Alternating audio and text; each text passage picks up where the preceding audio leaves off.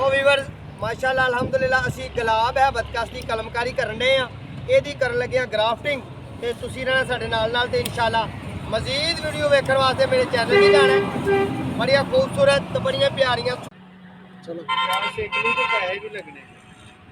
ये विच ही वादा रिकॉर्ड हो जानी बंदे भाजी मेरा शुगल मुगल वेखण आ जांदे ने ते आंदा पिया ये आवाज जा सिकली ते पैसे लगने पहला ते पंजाबी साडा पैसा पुछदे ने कि पैसा किथों सही है ना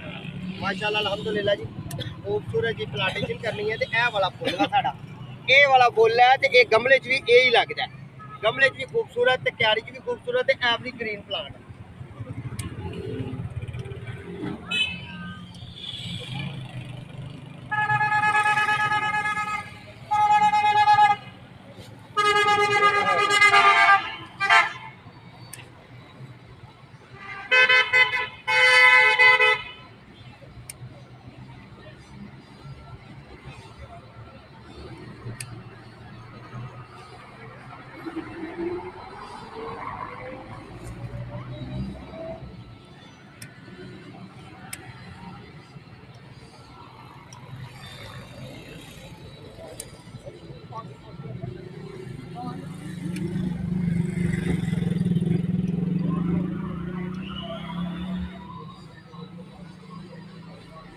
आ गए अपनी कलमां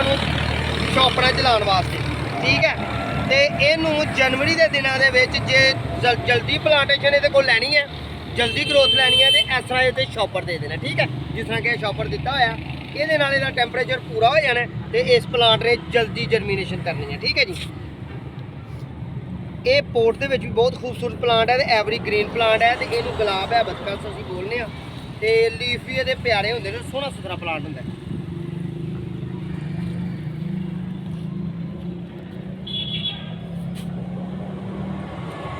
मजीद वीडियो वेखण वास्ते मेरी चैनल की आईडी जाना है चैनल सबसक्राइब करना है बैल आइकन के बटन दबाना है दोस्तों नाल शेयर करना है जे दिल तुहाडा चंगा लगे तो तुहाडे दिल नूं साडी वीडियो अच्छी लगे तो ठीक है जी अपना ते अपने प्यारों का ख्याल रखियो साडे हक अंदर दुआ करियो इंशाअल्लाह बफजले ज़िंदगी